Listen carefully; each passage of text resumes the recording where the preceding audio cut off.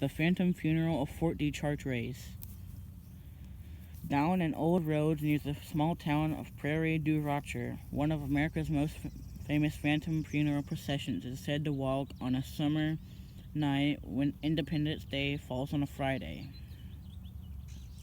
The legend of the Phantom Funeral began in July 1889 when two women witnessed a mourning entourage of more than 40 wagons, 13 groups of soldiers, and a casket rolling along the road outside the village. Eerily, it made no sound.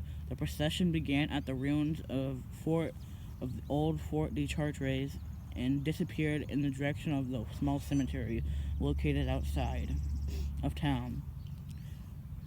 Although they did not realize it yet, the woman and other witnesses had glimpsed what has become known as one of the most famous and enduring mysteries of the Mississippi River region. Fort de Chartres has a rich, violent, and bloody history in Illinois. The first French settlers in the region established trading posts in such places as Kaskaskia and Cahokia, near the Mississippi River and not far from the present-day town of Prairie du Rocher, which was the site of Illinois' earliest military post, Fort de Chartres. Several different forts stood at the site. The first have been built around 1720. The area was beginning to be settled by this time, and the fort became an outfitting location for colonization. In 1751, an Irish soldier of fortune named Richard McCarty became commander of the French fort. The original fort had fallen into ruin by this time, and it was his responsibility to construct a new one, using slave labor and local limestone.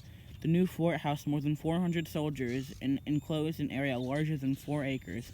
It boasted a powder magazine, a storehouse, a prison of 4 dungeons, barracks, and quarters for officers.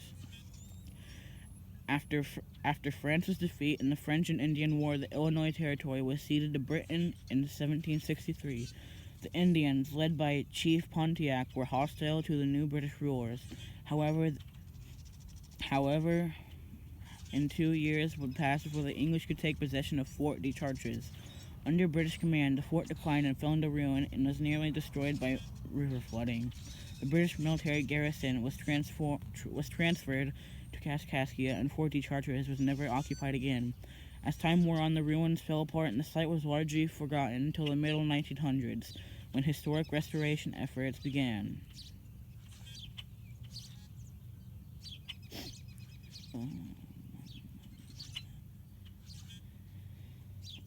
Today, the original foundations have been exposed and a few of the old buildings have been restored, serving as an isolated time capsule of Illinois early history. Time has never completely forgotten about Fort de Chartres. The events of the past never died completely, and it is said that at least one of them replays itself over and over again in the form of a phantom funeral procession that has become one of the most famous haunts in Illinois. According to the legend, 3 people along the road leading from Fort de Chartres to a small cemetery in Prairie du Rocher will be able to witness the funeral procession between the hours of 11 and midnight, but only when July 4th falls on a Friday. The modern version of this intriguing story began in July 1889. A woman named Mrs. Chris and her neighbor were sitting on the front porch of the Chris house near Prairie du Rocher one night. It was near midnight, and the 2 women had escaped the heat of the house by going out into the cool air of the porch. They talked quietly for a short time, and then one of the women noticed a large group of people coming toward them on the road. She caught the attention of her friend, and they both puzzled over why such a procession of people in wagons would be on the road from the old fort at such an hour. As they spoke, the wagons rolled into view, looking strange and eerie in the pale light of the moon. Behind the wagons came carriages of men walking along the dusty road. There was no clue as to their purpose on this night until a low wagon holding a casket came into view. The 2 women continued to watch, and they counted nearly 40 wagons, followed by horsemen and mourners on foot. Then they noticed something very peculiar about the grim parade. Even though the wagon wheels seemed to pound the earth and the feet of the men and women stirred up clouds of dust, none of them made any sound at all.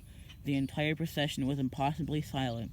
The only sounds came from the rustling of the trees in the breeze and the incessant barking of the Chris's family dog, which also sensed that something was not quite right with the spectral and silent procession.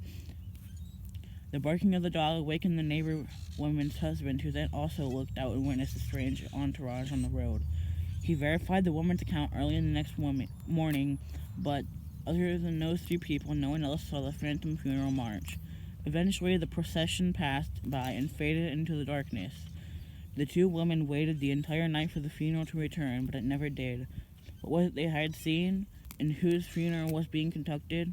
The answers would come some years later when they would learn that the procession had apparently been seen in the past. Apparently, it was a replaying of an actual event that happened many years before. During the French occupation of Fort de Chartres, a prominent local man had gotten into a violent disagreement with one of the officers of the garrison.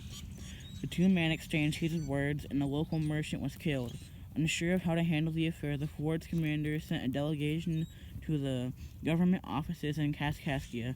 According to the legend, they advised keeping the incident quiet and ordered the local man to be buried at midnight in a small cemetery that is now outside of Prairie du Rocher.